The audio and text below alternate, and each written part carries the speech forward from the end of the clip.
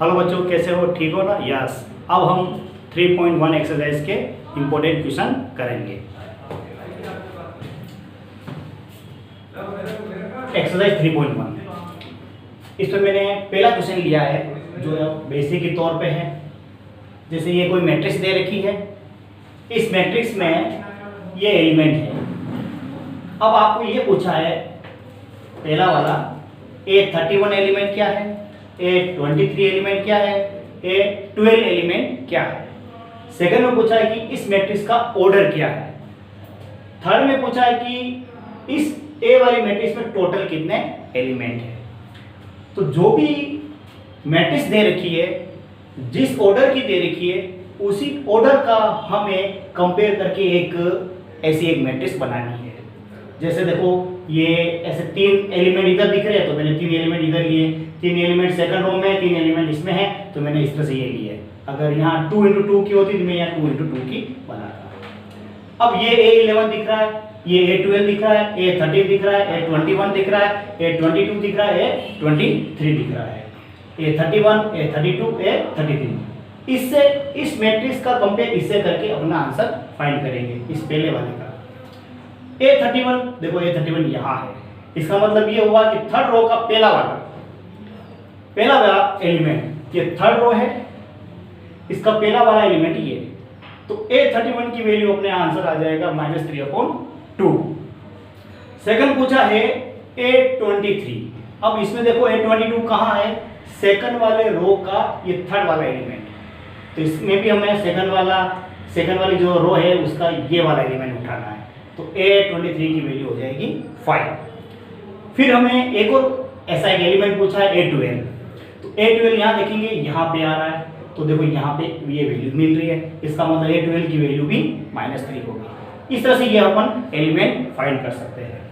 Second पूछा order का मतलब यहाँ मैंने आपको बताया कि वो m × n इसका ऑर्डर होगा किसी भी मैट्रिक्स का।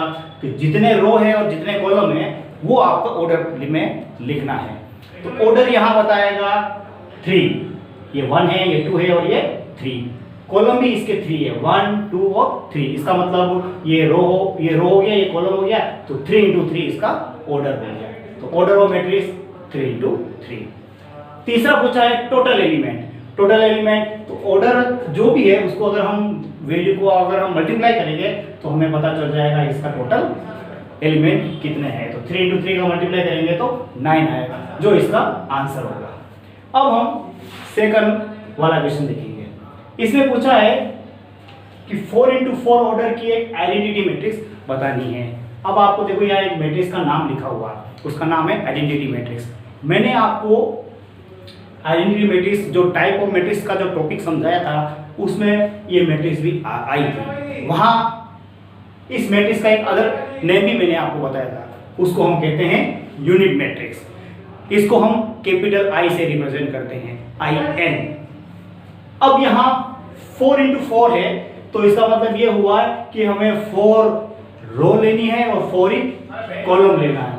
तो 4 रो, जैसे 1, 2, 3, 4, तो हमने 4 रो ले ली है और 4 ही कॉलम लेना है। आइडेंटिटी मैट्रिक्स में प्रिंसिपल डायगोनल के जो एलिमेंट होंगे वो हमेशा 1, 1 होंगे। तो ये प्रिंसिपल डायगोनल और इसके एलिमेंट हमने 1, 1 रख दिए, बाकी अदर एलिमेंट जो भी है वो हमें 0, 0 रखने हैं। 4 × 4 के हैं तो इसलिए हमें इसको I4 लिखेंगे, ये इसका आंसर हो जाएगा। तीसरा वाला क्वेश्चन ये पूछा हुआ है, what will be the possible order of A matrix which contain 6 element. एक ऐसी मैट्रिक्स का ऑर्डर बताना है जिसमें टोटल एलिमेंट 6 हैं। तो आप जैसे इस तरह से बना सकते हैं कि जैसे मान लो आपने सबसे पहले रो 1 रखी, रो 1। तो अब आपको पता है कि रो और कॉलम का मल्टीप्लाई हम करेंगे तो टोटल 6 आने चाहिए। तो 1 का मल्टीप्लाई किससे करेंगे, 6 आए तो 6 से करना पड़ेगा, तभी तो 6 आएगा। तो 1 × 6, यानी पहला ऑर्डर ये हो गया। अब इसका उल्टा भी हो सकता है कि पहले अपन ने रो कितनी ले ली, 6, और कॉलम कितना ले लिया, 1। तो 6 × 1 ये इसका ये ऑर्डर हो जाएगा। एक पॉसिबल इसका ये भी हो सकता है कि अगर हम 3 इसकी रो ले रहे हैं तो 3 को किससे मल्टीप्लाई करें तो 6 आए, तो वो 2 से करना पड़ेगा। इसका मतलब हमें 2 कॉलम रखना पड़ेगा, 3 × 2। इसका उल्टा भी हो सकता है, जिसमें 2 रो हो सकती है और 3 कॉलम हो सकते हैं। तो ये इधर एलिमेंट भी 6 आ रहे हैं, इसमें भी 6 सब में 6 आ रहे हैं। इस 4 पॉसिबल के अलावा कोई दूसरे ऐसे ऑर्डर बनते ही नहीं है। तो इस क्वेश्चन का आंसर ऐसे 4 हो गया। अब हम क्वेश्चन नंबर 4 करेंगे। ये 4 वेरी वेरी इंपॉर्टेंट है। मैंने आपको बोर्ड के एग्जाम में भी समझाया था कि इससे 1 नंबर का क्वेश्चन आता है और 2 नंबर का क्वेश्चन भी आता है। तो ये थोड़ा बड़ा है और ये आपके एग्जाम में अगर आएगा तो सेक्शन बी में आएगा, क्वेश्चन नंबर 12 पे आएगा और ये 2 नंबर में सेट होता है। अब इसमें क्या पूछा है कि 2x2 ऑर्डर की आपको एक मैट्रिक्स बनानी है। जो ए मैट्रिक्स होगी aij के फॉर्म में, और aij इस तरह से लेना है आपको। जो एलिमेंट लेना है अंदर मैट्रिक्स के अंदर, वो इस फॉर्म में लेके आपको एक मैट्रिक्स बनानी है जिसका ऑर्डर रखना है हमें 2x2। अब 2x2 की बनानी है तो सबसे पहले आप 2x2 की लेट करके एक मैट्रिक्स लिख लो। जैसे मैट्रिक्स अपन ने ए लिखा है तो ये ए एलिमेंट से ही अपन ने एक मैट्रिक्स बना दी। इसका एलिमेंट है 2x, जिसके ऑर्डर है 2x2। इसका मतलब ये एक 11 आएगा, एक 12 आएगा, एक 21 आएगा और ये 22 आएगा। यानी कि ये चारों एलिमेंट यहाँ से ये आ जाएंगे। ठीक है ना। यहाँ से आपको ये पता चल रहा है कि जैसे ये 11 है तो ये 1 इससे कंपेयर करके देखें तो i दिख रहा है 1, ये पीछे वाला 1 ये j दिख रहा है। इसका मतलब हमें ये जो 4 एलिमेंट बनाने हैं तो ये i और j ये वैल्यू लेके आपको बनाने हैं और रखने किस में है, जो आपको गिवन दे रखा है इस वाली वैल्यू में रखने हैं। तो सबसे पहले अपन 11 का बनाएंगे, मतलब a11 बनाएंगे। तो i = 1 लेंगे और j = भी 1 लेंगे। तो इसका मतलब aij होगा a11। तो i और j जहां भी आ रहा है वहां आप 1 1 रखना है। अब यहाँ i की जगह 1 लिखेंगे, j की जगह भी 1 लिखेंगे। इसको अपन इससे इंटू करेंगे, 2 आएगा, 2 इसमें ऐड करेंगे 3 होगा। अब यहाँ होल स्क्वायर है, 3 का स्क्वायर 2 यानी कि 3 का स्क्वायर 9 हो जाएगा और ये अपॉन में 2 आएगा। 9/2 इसका पहला एलिमेंट हो जाएगा। सेकंड हम a12 इधर से चलते हैं। a12 में सबसे पहले आपका i आ रहा है 1 और j आ रहा है 2। तो i = 1 लिखेंगे, j = 2 लिखेंगे। अब इस वाली वैल्यू में 1 को पुट करना है जहां भी i j आता है। तो मैंने ये पुट कर रखा है। अब इसमें इससे मल्टीप्लाई करेंगे, 4 आएगा, 4 में 1 ऐड करेंगे 5 का यहाँ स्क्वायर करेंगे 25 अपॉन ये 2। ये इसका दूसरा एलिमेंट हो जाएगा। फिर हमें तीसरा एलिमेंट निकालना जो a21 है। a21 में i दिख रहा है 2 और j दिख रहा है 1। तो आपको i = 2 लिखना है और j = 1 लिखना है, जो इस वाले में क्वेश्चन में आपको पुट करना है। तो पुट करेंगे तो आपको 2 और 1 का इंटू करके 2 इसमें जोड़ेंगे तो कितना होगा 4 का स्क्वायर करेंगे 16 ये अपॉन 4। ये 4 से ये कट जाएगा तो इसकी वैल्यू आएगी 4। अब हमें एक लास्ट वाला एलिमेंट और बनाना है a22। तो इसमें i = आएगा 2 और j = भी 2। तो 2 इसमें इस वाले में अपन पुट करेंगे।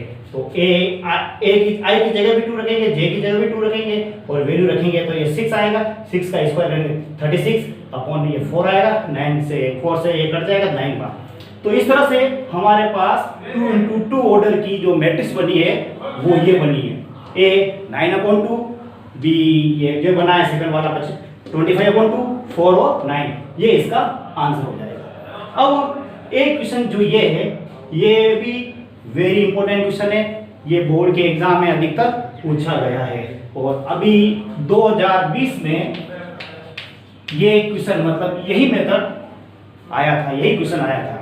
तो इस मेथड के भी क्वेश्चन 1-1 नंबर में पूछे जाते हैं, जो आपको मैंने बता ही दिया था कि सेक्शन ए में 1 नंबर का क्वेश्चन आता है। इसमें कुछ नहीं, आपको एक रूल्स याद रखना है। मैंने आपको बता दिया था इक्विलिटी ऑफ मैट्रिक्स। तो इस क्वेश्चन में क्या पूछा हुआ है कि ये 2 मैट्रिक्स हैं जो सेम ऑर्डर की है। देखो इसमें भी 2 रो है और 2 कॉलम है, इधर भी 2 रो है और 2 कॉलम है। 2 मैट्रिक्स बता रखी है जो 2x2 ऑर्डर की है और आपस में इक्वल भी बता रखी है। फिर आपको यहाँ पूछा है कि इसकी वैल्यू a फाइंड करनी है। तो 2x2 ऑर्डर की कोई सेम मैट्रिक्स हो तो a कैसे फाइंड करते हैं, या उसकी फॉर्मूला क्या होता है, या उसकी थ्योरी क्या होती है कि इसके कॉरस्पॉन्डिंग एलिमेंट जो भी होंगे वो हमें आपस में इक्वल लिखने हैं। अब यहाँ जैसे k - 6 यहाँ पे आ रहा है तो इसको हम इसके इक्वल लिखेंगे, k+4 ये वैल्यू इसके इक्वल लिखेंगे, यानी इसका A11 इसका भी A11 वाला लेंगे एलिमेंट, इसका A22 इधर भी A22 लेंगे। तो सबसे पहले अपन ने ये लिया ये वैल्यू तो ये आई।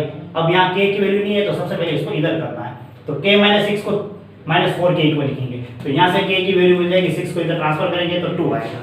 फिर 2 वैल्यू जो आई है वो इस वाले इक्वल को लिख के इसमें k की जगह 2 लगाएंगे, तो k की वैल्यू यहाँ 2 रखने पर a की वैल्यू आएगी, इसको ऐड करने पर 6, तो a जो अपना आंसर होगा वो 6 आएगा। तो ये वेरी वेरी इंपॉर्टेंट मेथड है, इस मेथड से बहुत सारे क्वेश्चन हर बार बोर्ड के एग्जाम में पूछे जाते हैं, तो आपको ये मेथड अच्छा तैयार करना है।